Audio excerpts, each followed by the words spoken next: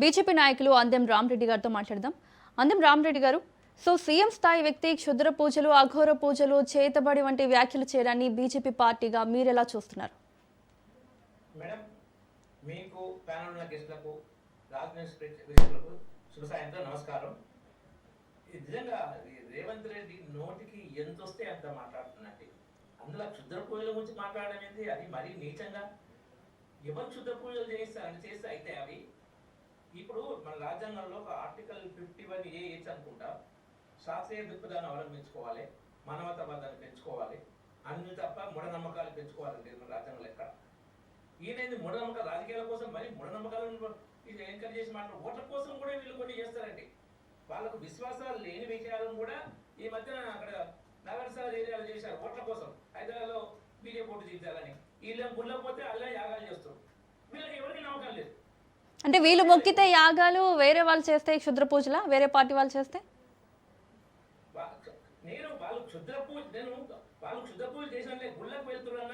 అదే వీళ్ళు కూడా వర్షాలు పడాలని చేశారు కదా, యాగాలు చేశారు కదా. అంటే వీళ్ళు మొక్కితే యాగము పూజ, వేరే వాళ్ళు చేస్తే క్షుద్ర పూజల.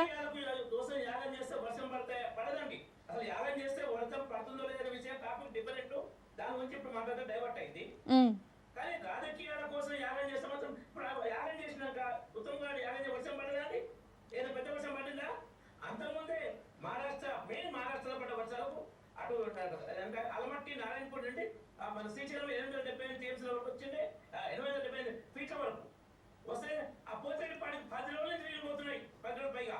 కానీ జల ఉత్పత్తి లేదు, నాగసారి ఎడవకాలకు నీళ్ళు. రైతులు ఏంటంటే ఈ ఎలినో కరువుతోటి భూగర్భ జలాలు ఎంకిపోయి కాలువలు వరుడి దేవుడి కరుణాకర ఉంది. కృష్ణా బేసిన్ పర్టికులర్లీ మహారాష్ట్రలో వర్షాలు జనరల్ పడితే ఇప్పుడు బాగుపడ్డాయి. 3 ఇదే కాదు, మన ఇది ఏంటంటే ఉజలి ప్రాజెక్ట్ అంటాం, భీమా ప్రాజెక్టు, అది 117 టీఎంసీ. అది అలమట్టి, భీమా, నారాయణపూర్ నుండి శ్రీశైలం కూడా 270. దాంట్లో అసలు సాగర్ నీళ్ళు ఇవ్వకుండా బుర్రగా ఉంటాం. ఇది ప్రజలను దగా చేసేది. నీకు 834 అడుగుల వద్ద జల విద్యుత్ స్టార్ట్ చేయాలని శ్రీశైలం ప్రాజెక్టు ముందు డిసైడ్ అయింది. దాన్ని 854 తీసుకుపోయింది కాంగ్రెస్ ప్రభుత్వమే. ఆ 854 ఉంటే కూడా జల విద్యుత్ చేయట్లేదు. సాగర్లో నీళ్ళేమంటారు, నీళ్ళేమో పోతే ప్రాంతాలు అడిపోతున్నాయి రాయలసీమకు. తెలంగాణ ముఖ్యంగా ఈ ఏంటంటే నల్లగొండ జిల్లా, ఇది దక్షిణ తెలంగాణ కరువు ప్రాంతం. ఆ 70 అంటే సెంటీమీటర్ల లోపు వర్షపాతం ఉన్న ప్రాంతం. అదేంటంటే ఆ కాలువ ఉంది, దేవుడు విరమించిన పూజలు నీళ్ళు ఇవ్వడం లేదు. దేవుడు నీళ్ళు పడి ప్రాజెక్టులకు వచ్చినా కానీ ప్రభుత్వం నీళ్ళు ఇవ్వట్లేదు. మీరు ఆ యాగాల పేరు మీద ప్రజలు తయారు చేస్తున్నారు. ఆ యాగం చేసినప్పటి నుంచి ఒక్క వర్షం కూడా అక్కడ నీళ్ళు వచ్చే వర్షం పడలేదు. అది ఇంకోటి, క్షుద్ర పూజలు అనేది అనే మాట్లాడడం నిజంగానే చేస్తే మీకు కేసు పెట్టే అధికారం ఉంది. కేసు పెట్టి వాళ్ళని నిజంగా ఆ క్షుద్రపాలు చేస్తే చేయలేయచ్చు. రాజకీయాల కోసం ఈ కొట్టార డ్రామా, ఈ కుమ్ముక్క డ్రామా ఎందుకు చేస్తున్నారు? అక్కడ మురుగులే కాదు, పరకాల కూడా ఏదో మాట్లాడు. ఇక రేవంత్ రెడ్డి చెప్పాలి ఎట్లుందంటే, ఆ వరంగల్ ఎయిర్పోర్టు, ఆదిలాబాద్ ఎయిర్పోర్టు, మన కాజిపేట గోల్డ్ ఫ్యాక్టరీ ఆయన శాంక్షన్ చేసినట. ఇక పరకాల చెప్పిండు.